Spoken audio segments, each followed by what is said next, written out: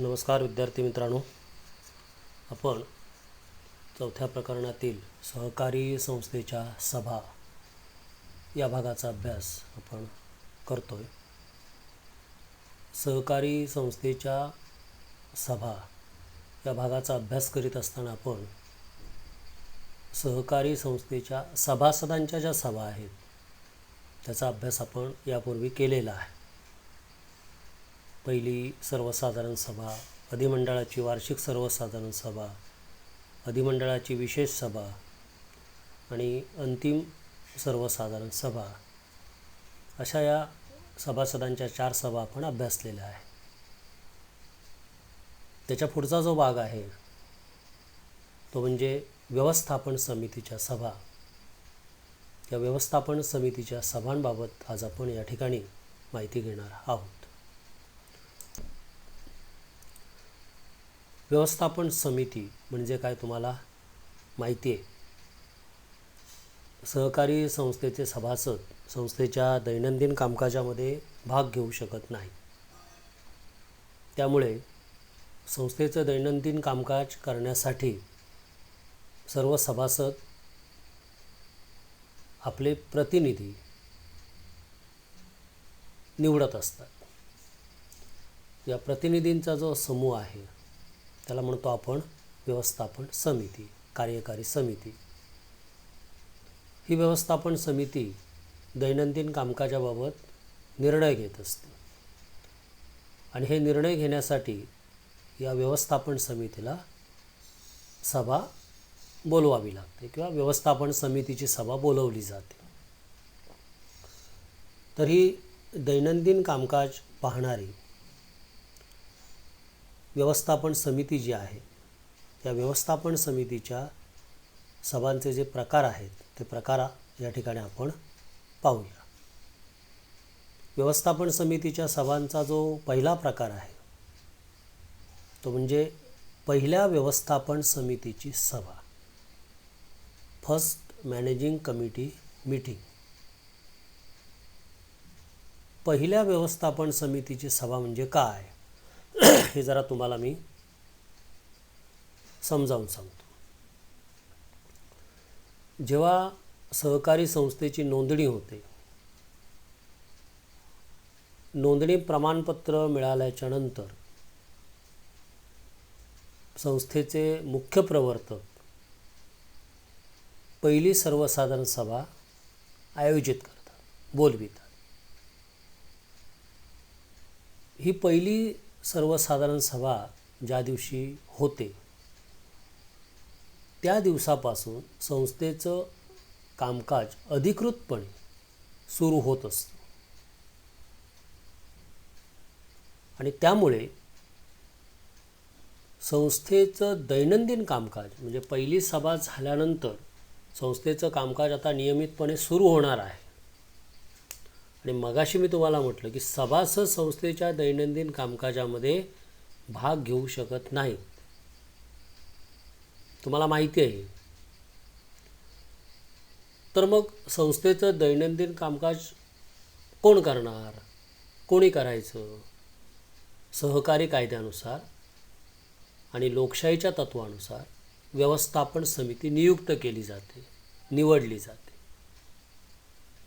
अर्थात संस्था आत्ताच अस्तित्वात आलेली आहे, संस्थेचं कामकाज आजपासून सुरू होणार आहे, म्हणजे पहिले सभा झाली म्हणून म्हणतोय मी आजपासून सुरू होणार आहे। आणि त्यामुळे संस्थेचं दैनंदिन कामकाज बघण्यासाठी पाहण्यासाठी एक हंगामी व्यवस्थापन समिती नियुक्त केली जाते। त्या सहकारी संस्थेची हंगामी व्यवस्थापन समिती नियुक्त केली जाते, तिलाच म्हणायचं पहिली व्यवस्थापन समिती। संस्थेच्या आयुष्यातील ती पहिली व्यवस्थापन समिती असते, हंगामी का असेना पण ती पहिली व्यवस्थापन समिती असते। आणि या पहिल्या व्यवस्थापन समितीची जी सभा तिला म्हणतो आपण पहिल्या व्यवस्थापन समितीची सभा। आता हे तुमच्या लक्षात आलं असेल, म्हणजे या पहिल्या व्यवस्थापन समितीच्या सभेचं काम काय, कोणतं कामकाज चालतं? तर या ठिकाणी अध्यक्षांची निवड करणे. कारण सभा म्हटली की त्याला अध्यक्ष हवा. परत संस्थेचं कामकाज बघायचं आहे म्हणजे संस्थेला अध्यक्ष हवा. आणि त्यामुळे या अध्यक्ष अर्थात हे हंगामी अध्यक्ष असतात. व्यवस्थापन समिती हंगामी, अध्यक्षसुद्धा तिचा हंगामीच असतो. आणि या अध्यक्षांची निवड या सभेमध्ये केली जाते. तसंच पदाधिकारी हवे असतात ना. पहिल्या सभेमध्ये हंगामी व्यवस्थापन समिती नियुक्त केली जाते. ते सभासद जे असतात सभेला आलेले ते हंगामी व्यवस्थापन समिती नियुक्त करतात. म्हणजे जितके सदस्य पाहिजेत, एक समजा 15 सदस्य हवे असतील व्यवस्थापन समितीमध्ये त्या संस्थेच्या उपविधीनुसार, तर 15 सदस्य निवडण्याचं काम सभासदांनी केलेलं आहे पहिल्या सभेमध्ये. मग त्या पहिल्या त्या हंगामी व्यवस्थापन समितीच्या त्या 15 सदस्यांनी ज्या दिवशी सभा होते त्यांची, म्हणजे पहिल्या व्यवस्थापन समितीची सभा ज्या दिवशी होते त्या दिवशी अध्यक्ष त्या समितीचा नियुक्त केला जातो. अध्यक्ष नियुक्त झाल्यानंतर पदाधिकारी निवडले जातात. पदाधिकाऱ्यामध्ये कोण कोण येतं? सहकारी संस्थेचं संघटन, हा जो आपला पहिला टॉपिक आहे त्यावेळी आपण बघितलेला आहे. अध्यक्ष, उपाध्यक्ष, खजिनदार, सचिव असे पदाधिकारी असतात. अर्थात आता खजिनदार पद हे आता नसतं आणि सचिव हा संस्थेचा नोकर असतो. त्यामुळं अध्यक्ष, उपाध्यक्ष आणि बाकीचे जे सदस्य असतात ते या ठिकाणी त्यांची निवड केली जाते. अध्यक्ष आणि उपाध्यक्ष प्रामुख्यानं या सभेमध्ये निवडला जातो. त्याच्यानंतर मग कागदपत्रांवर सह्या करण्याचे अधिकार हे या सभेमध्ये दिले जातात. कोणाला द्यायचे? अर्थात ते अध्यक्ष, सचिव, उपाध्यक्ष यांना ते दिले जातात. पण तो ठराव तशा प्रकारचा व्हावा लागतो त्या सभेमध्ये. कागदपत्रांवर सह्या करणं, बँक खाते चालवण्याचे अधिकार, बँकेच्या खात्यावर कोण सह्या करणार, तर ते या सभेमध्ये निश्चित केलं जातं. संस्थेचं अंदाजपत्रक, म्हणजे ही हंगामी व्यवस्थापन समिती असते ना, ही एका वर्षासाठी असते.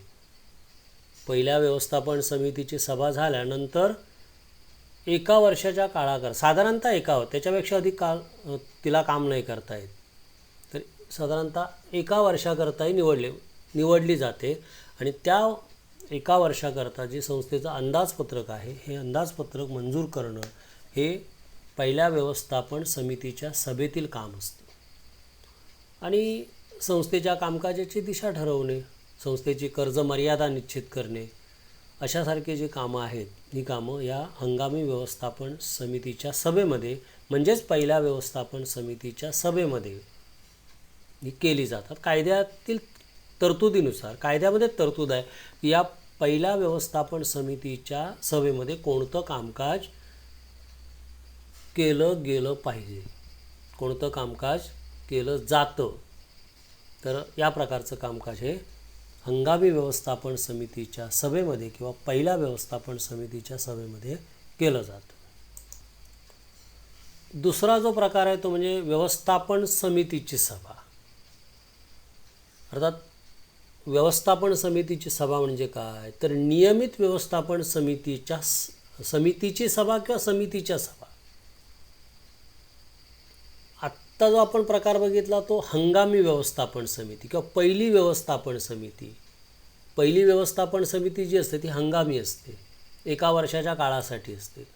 आणि पहिल्या सभेमध्ये तिची नियुक्ती केली जाते आणि त्याच्यानंतर संस्थेच्या सभासदांची एक सभा बोलवली जाणार आहे, जिला आपण वार्षिक सर्वसाधारण सभा म्हणतो आपण, किंवा अधिमंडळाची वार्षिक सभा कधी बोलवली जाते, तर 31 मार्च नंतर ती बोलवली जाते. 30 सप्टेंबरच्या पूर्वी. म्हणजे ह्या संस्थेची सुद्धा काय होणार आहे, वार्षिक सर्वसाधारण सभा होणार आहे. या वार्षिक सर्वसाधारण सभेमध्ये हंगामी समिती जी नियुक्त केलेली आहे तिच्या ऐवजी नियमित व्यवस्थापन समिती निवडली जाणार आहे.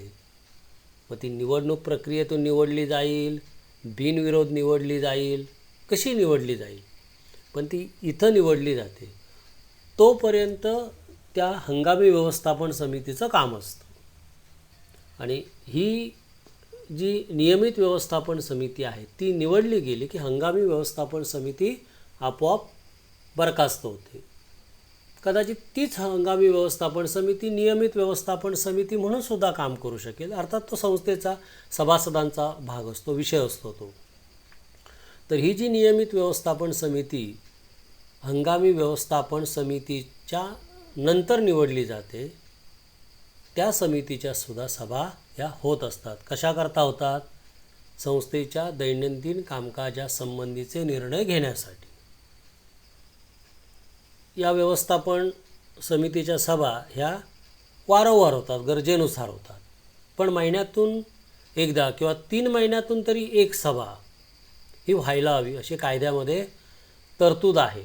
महिन्यातून एक व्हायलाच हवी, पण नाही शक्य झाले काही कारणास्तव तर 3 महिन्यातून किमान एक तरी सभा ही व्यवस्थापन समितीची व्हायला हवी, या नियमित व्यवस्थापन समितीची. ही सभा बोलवण्याचा अधिकार कोणाला आहे? तर अर्थातच तो अध्यक्षांना आहे. अर्थातच नियमित व्यवस्थापन समिती ज्यावेळी निवडली जाते, समजा संस्थेच्या उपविधीनुसार 15 सदस्य व्यवस्थापन समितीमध्ये असले पाहिजे. मगाशी सांगितलं तसंच ते. पण त्याच्यानंतर 15 सदस्याच्यामधून एकाची अध्यक्ष म्हणून निवड केली जाते. अध्यक्ष हा भाग तुम्हाला मी सांगितला. अध्यक्ष कोणाला म्हणतात? तर व्यवस्थापन समितीचा प्रमुख. व्यवस्थापन समितीच्या सदस्याने आपल्यापैकी एकाची समितीचा प्रमुख म्हणून नियुक्ती केलेली असते, निवड केलेली असते. त्यांना अध्यक्ष म्हणतो आपण. हे जे अध्यक्ष असतात त्यांना व्यवस्थापन समितीच्या सभा बोलवण्याचा अधिकार असतो.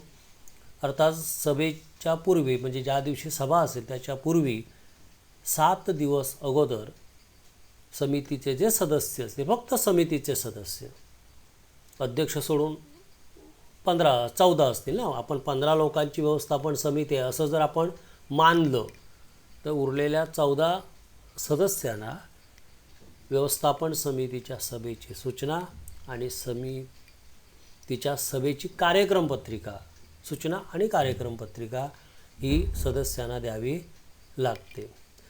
तसा नियम आहे, कायद्यामध्ये तशी तरतूद आहे. सभेपूर्वी 7 दिवस अगोदर ही सूचना गेली पाहिजे.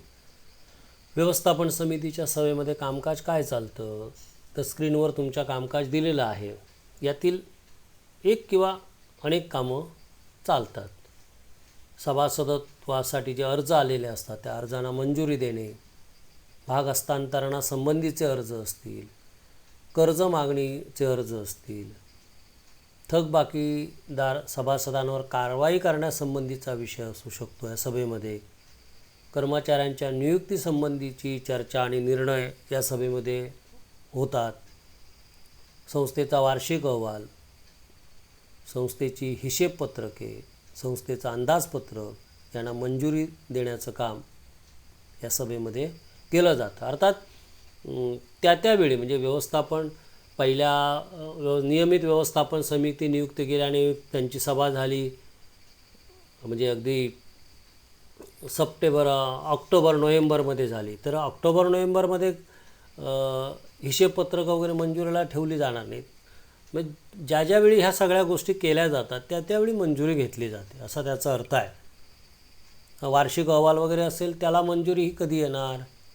एप्रिलमध्ये वगैरे, आर्थिक वर्ष संपल्यानंतर. अंदाजपत्रकाला मंजुरी ही आधी येते. कधी येणार? तर आर्थिक वर्षाच्या सुरुवातीला.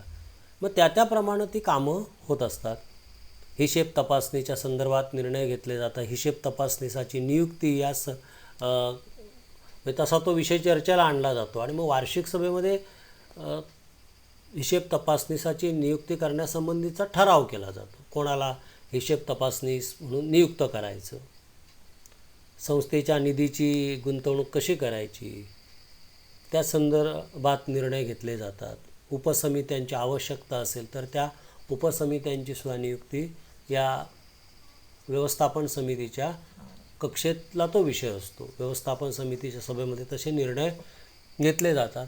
तर व्यवस्थापन समितीच्या सभा म्हणजे नियमित व्यवस्थापन समितीच्या सभा हा दुसरा प्रकार आहे व्यवस्थापन समितीच्या सभांच्यामध्ये. आता तिसरा जो प्रकार आहे तो म्हणजे उपसमितीच्या सभा. उपसमिती ही मोठ्या आकाराच्या ज्या संस्था असतात त्या संस्थांमध्ये नियुक्त केल्या जातात. एक उपसमिती किंवा आवश्यक असेल तर 2, 3, 4 किती त्या संस्थेच्या व्यवसायावरती उलाढालीवरती उपसमित्यांच्या संख्या अवलंबून असते. उपसमित्या किती असाव्यात हे संस्थेच्या उलाढालीवर असतं. ते उपसमिती ही जी नियुक्त केली जाते ती त्या विशिष्ट कार्यासंबंधी जे निर्णय आहेत ते निर्णय घेण्यासाठी असते. कारण जी व्यवस्थापन समिती असते तिला एवढे सगळे व्याप सांभाळणं शक्य नसतं आणि त्यामुळे संबंधित विषयाचं ज्ञान असणारे सदस्य किंवा एखादी तज्ज्ञ व्यक्ती बाहेरील तिचा समावेश करून उपसमिती तयार केली जाते आणि उपसमिती त्या विशिष्ट कार्यासंबंधीचे जे निर्णय आहेत ते घेत असते. त्यामुळे ते निर्णय घेण्यासाठी सुद्धा उपसमितीची सभा ही बोलवावी लागते. साधारणतः उपसमितीमध्ये फार सदस्य नसतात. साधारणतः 3 सदस्य असतात उपसमितीमध्ये, 3पेक्षा कमी नसतात. त्यामुळे ते 3 सदस्य जे असतात ते त्या व्यवस्थापन समितीतील सदस्य असतात किंवा एखादी बाहेरची तज्ज्ञ व्यक्ती नियुक्त केली जाते. आता संस्थेचं समजा बांधकाम करायचं असं एक मोठं बांधकाम आहे संस्थेच्या संदर्भामध्ये. आता बांधकाम हा विषय जो आहे त्याच्याशी तज्ज्ञ व्यक्ती कोण तर एखादा इंजिनियर किंवा आर्किटेक्चर. मग संस्थेच्या सदस्यांच्यामध्ये जर आर्किटेक्चर असेल, व्यवस्थापन समितीच्या सदस्यांच्यामध्ये एखादा आर्किटेक्चर असेल तर काय अडचण नाही. पण नसेल तर मग काय करावं लागतं, उपसमितीमध्ये असा एखादा आर्किटेक्चर तो नियुक्त करावा लागतो. त्याला म्हणायचं तज्ज्ञ व्यक्तीची नियुक्ती. तर संस्थेच्या व्यवस्थापन समितीतील सदस्य, संस्थेचे अध्यक्ष आणि एखादी तज्ज्ञ व्यक्ती अशी मिळून ही किमान 3 अधिक चालतात. 4-5 लोकांची समिती असू शकते उपसमिती, पण किमान सदस्य संख्या 3 असते. तर अशा प्रकारची जी उपसमिती नियुक्त केली जाते त्या विशिष्ट कामकाजासाठी, तर त्या कामकाजासंबंधी निर्णय घेण्यासाठी काय करावं लागतं तर उपसमितीला सभा घ्याव्या लागतात, उपसमितीच्या सभा घ्याव्या लागतात. तर या ज्या उपसमित्या असतात तर त्यांच्या ज्या सभा होतात त्याचं इतिवृत्त जे आहे, त्याने जे निर्णय घेतलेले असतात त्याची लेखी नोंद ही एका विशिष्ट वहीमध्ये केली जाते. तिला म्हणायचं इतिवृत्त वही. उपसमितीच्या सभांची इतिवृत्त वही स्वतंत्र असते. नियमित व्यवस्थापन समितीच्या सभांचं इतिवृत्त, कामकाजाची नोंद असणारी जी वही आहे ती स्वतंत्र असते. उपसमितीचं जे काम आहे ते विशिष्ट काम असतं, त्या विशिष्ट कार्यासाठी ती असते. ते कार्य संपलं की अर्थातच उपसमिती ही रद्द होते, उपसमिती बरखास्त केली जाते. आणि त्यामुळे उपसमिती ही संस्थेचं कामकाज हे कायमस्वरूपी नाही बघत. नियुक्त केल्यापासून ते कामकाज चालू असेपर्यंत उपसमिती असते आणि तिच्या सभा ह्या चालू राहतात. तर विद्यार्थी मित्रांनो, व्यवस्थापन समितीच्या सभांचे हे 3 प्रकार आहेत. पहिल्या व्यवस्थापन समितीची सभा, नियमित व्यवस्थापन समितीची सभा, जिला आपण व्यवस्थापन समिती म्हणतो ना, ती नियमित व्यवस्थापन समिती, तिच्या सभा, आणि जर संस्थेमध्ये उपसमित्या असतील तर त्यांच्या सभा. तर हे 3 प्रकार आहेत. हे लक्षात ठेवा. परीक्षेला जर प्रश्न आला तुम्हाला सहकारी संस्थेच्या सभांचे प्रकार लिहा, सहकारी संस्थेच्या सभांचे प्रकार, तर सभासदांच्या सभा आणि व्यवस्थापन समितीच्या सभा हे सगळे प्रकार तुम्हाला लिहावे लागतील. आणि सभासदांच्या सभांचे प्रकार असं विचारलं तर पहिले जे 4 प्रकार तुम्हाला सांगितलेले ते तुम्हाला लिहावे लागतील. तर हा व्हिडिओ बघा, ऐका. पुन्हा पुन्हा ऐका. काही शंका असल्या तर लिहून ठेवा. आपण ज्यावेळी वर्गामध्ये भेटू किंवा जेव्हा कॉलेज सुरू होईल त्यावेळी त्या शंकांचं निरसन मी तुमच्या करेन. धन्यवाद.